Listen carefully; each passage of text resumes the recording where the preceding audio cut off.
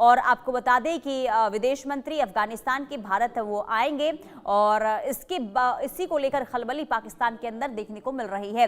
लेकिन आगे क्या होगा इस पे भी आपको जानकारी देंगे, लेकिन फिलहाल आगे बढ़ते हुए बात अब कर लेते हैं कफ सिरप की। देखिए, कफ सिरप से मौत मामले में सुप्रीम कोर्ट में सुनवाई आज होगी और सुप्रीम कोर्ट ने याचिका को खारिज किया है। ये बड़ी खबर आपको बता रहे हैं, सुप्रीम कोर्ट ने सीबीआई जांच की मांग रद्द कर दी है। कफ सिरप से अब तक 27 बच्चों की मौत की खबर मिल रही है और मध्य प्रदेश में 24, राजस्थान में 3 बच्चों की मौत हो गई थी और सुप्रीम कोर्ट में सीबीआई जांच की मांग को लेकर याचिका दायर की गई थी, लेकिन याचिका को खारिज कर दिया है। तो सीबीआई से जांच की मांग वाली याचिका सुप्रीम कोर्ट की ओर से खारिज कर दी गई है। कफ सिरप मामले में सुप्रीम कोर्ट में याचिका दायर की गई थी और मांग की गई थी कि इस पूरे मामले को लेकर सीबीआई जांच होनी चाहिए, क्योंकि लगातार देखिए बच्चों की जानें जा रही है और ऐसे में याचिका दाखिल करते हुए सुप्रीम कोर्ट की ओर से सुप्रीम कोर्ट में ये कहा गया कि सीबीआई जांच की इजाजत मिलनी चाहिए। हालांकि सुप्रीम कोर्ट ने याचिका को रद्द कर दिया है। ये बड़ी खबर आपको बता रहे हैं। एक तरफ देखिए कफ सिरप मामले में जहां लगातार एक्शन मोड में प्रशासन नजर आ रहा है मध्य प्रदेश का, राजस्थान का, तो दूसरी तरफ लगातार गिरफ्तारियां भी हो रही है। कंपनी के मालिक की गिरफ्तारी हुई और अब सुप्रीम कोर्ट पर सबकी निगाहें टिकी थी कि क्या सुप्रीम कोर्ट की तरफ से सीबीआई जांच की इजाजत दे दी जाती है, लेकिन याचिका रद्द हो गई है। संभव शर्मा हमारे संवाददाता तमाम जानकारी के साथ जुड़ चुके हैं। संभव, सीबीआई जांच की मांग की गई थी लेकिन याचिका रद्द कर दी गई है, क्या कहा गया है कोर्ट में?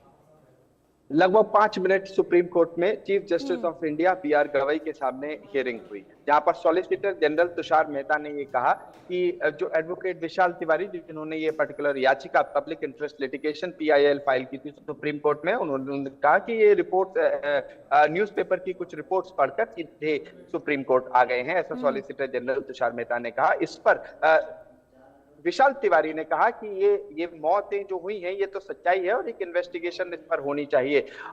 तो सॉलिसिटर जनरल ने कहा कि इस पर जो रिक्विजिट स्टेट अथॉरिटीज हैं जैसे कि मध्य प्रदेश हो गए, तमिलनाडु हो गए और जहां जो केसेस है उस पर एक जो गवर्नमेंट की जांच है उस पर आगे बढ़ा जाएगा। लेकिन ये इस तरह से जो पब्लिक इंटरेस्ट लिटिगेशन फाइल की गई और कोर्ट एक तरह से कहा गया था कि एक कमीशन बनाया जाए, कमीशन पूरी जांच करे और सभी एफआईआर क्लब होकर सीबीआई को सौंपी जाए, तमाम इस याचिका में दलीलें दी गई थी और ये याचिका chief justice of India B R Gavai ने खारिज कर दी। सॉलिसिटर जनरल तुषार मेहता ने जब इस पर एक तरह से आपत्ति जताई कि जब इन्वेस्टिगेशन हो ही रहा है और इन्वेस्टिगेशन जो है, जो जांच है, उस पे इस तरह के सवाल क्यों उठाए जा रहे हैं और जांच होगी उसके बाद चीजें क्लियर होंगी। तो ये लगभग 5-7 मिनट सुप्रीम कोर्ट में मैटर चला और ये जो याचिका थी विशाल तिवारी की, ये याचिका सुप्रीम कोर्ट ने खारिज कर दी है।